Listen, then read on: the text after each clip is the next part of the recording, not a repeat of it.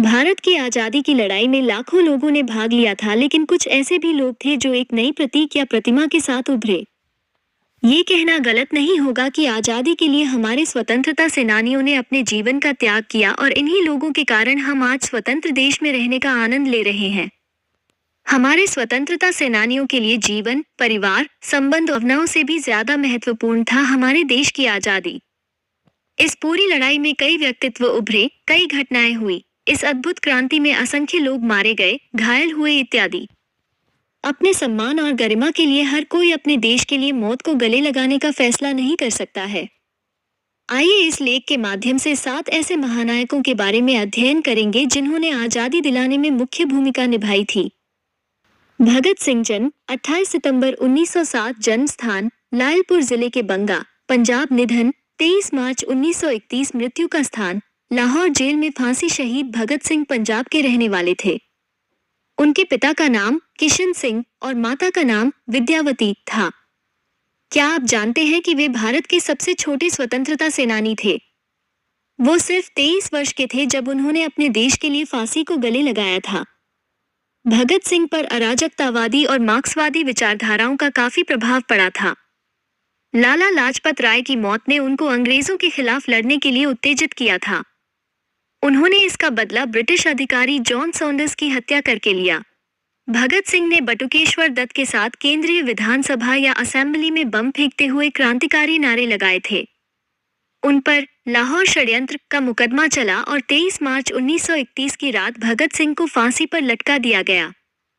महात्मा गांधी जन्म 2 अक्टूबर 1869, जन्म स्थान पोरबंदर, काठियावाड़ एजेंसी, अब गुजरात। निधन 30 जनवरी 1948, मृत्यु का स्थान नई दिल्ली। महात्मा गांधी जी को राष्ट्रीय पिता और बापूजी कहकर भी बुलाया जाता है।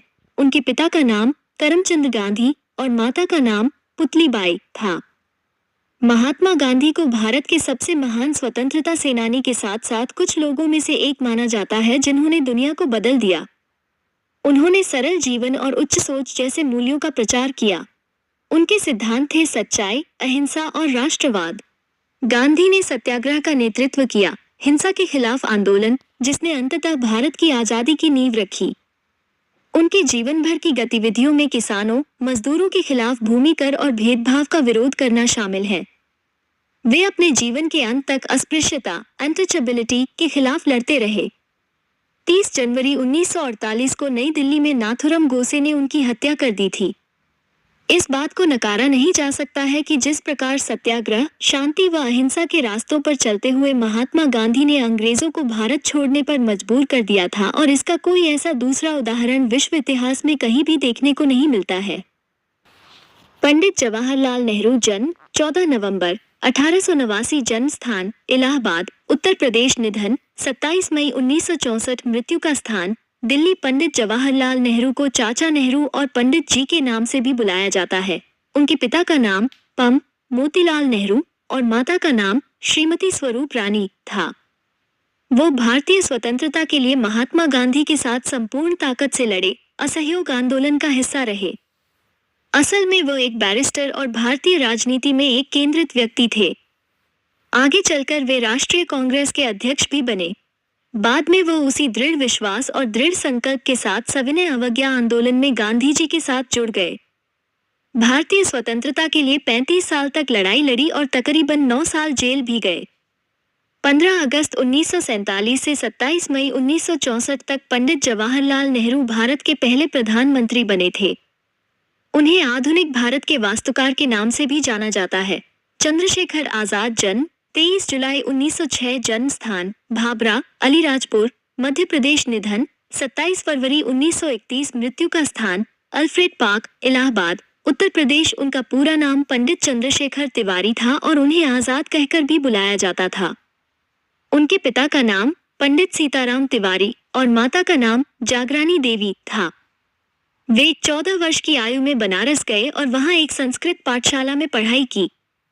वहीं पर उन्होंने कानून भंग आंदोलन में योगदान भी दिया था। वे एक महान भारतीय क्रांतिकारी थे।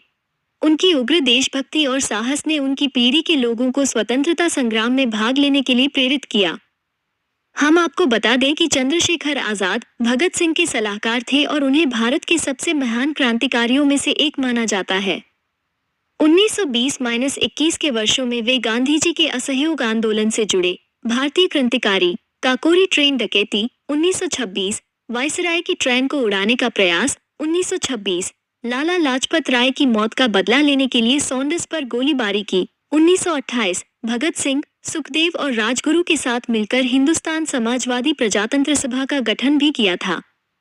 जब वे जेल गए थे वहां पर उन्होंने अपना नाम आजाद, पिता का नाम स्वतंत्रता और जेल को उनका निवास बताया था। उनकी मृत्यु 27 फरवरी 1931 को इलाहाबाद के अल्फ्रेड पार्क में हुई थी। सुभाष चंद्र बोस जन्म 23 जनवरी 1897, जन्म स्थान कटक, ओडिशा। निधन 18 अगस्त 1945। सुभाष चंद्र बोस, जिन्हें नेताजी के नाम से भी जाना जाता है, एक भारतीय राष्ट्रवादी थे जिन्होंने द्वितीय विश्व युद्ध के दौरान अंग्रेजों के खिलाफ लड़ाई लड़ी थी। उनके पिता का नाम जानकीनाथ बोस और माता का नाम प्रभावती था। वे 1920 के अंत तक राष्ट्रीय युवा कांग्रेस के बड़े नेता माने गए और सन 1938 और 1939 को वे भारतीय राष्ट्रीय कांग्रेस के अध्यक्ष भी बने।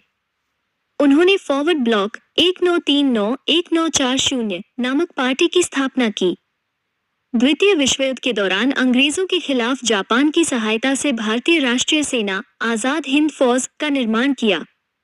5 जुलाई 1943 को सिंगापुर के टाउन हॉल के सामने सुप्रीम कमांडर बनकर सेना को संबोधित करते हुए दिल्ली चलो का नारा लगाने वाले सुभाष चंद्र बोस ही थे। 18 अगस्त 1945 को टोक्यो, जापान जाते समय ताइवान के पास नेताजी का एक हवाई दुर्घटना में निधन हुआ बताया जाता है, लेकिन उनका शव नहीं मिल पाया था, इसलिए आज भी उनकी मृत्यु एक रहस्य है।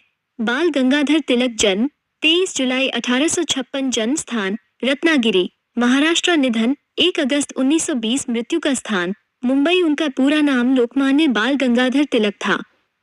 उनके पिता का नाम श्री गंगाधर रामचंद्र तिलक और माता का नाम पार्वतीबाई था। वे भारत के एक प्रमुख नेता, समाज सुधारक और स्वतंत्रता सेनानी थे। क्या आप जानते हैं कि भारत में पूर्ण स्वराज की मांग उठाने वाले ये पहले नेता थे? स्वतंत्रता आंदोलन के दौरान उनके नारे स्वराज मेरा जन्मसिद्ध अधिकार है और मैं इसे लेकर रहूंगा ने लाखों भारतीयों को प्रेरित किया। ब्रिटिश अधिकारियों ने उन्हें अशांति का जनक, फादर ऑफ द अनरेस्ट कहा। उन्हें लोकमान्य शीर्षक दिया गया, जिसका साहित्यिक अर्थ है लोगों द्वारा सम्मानित।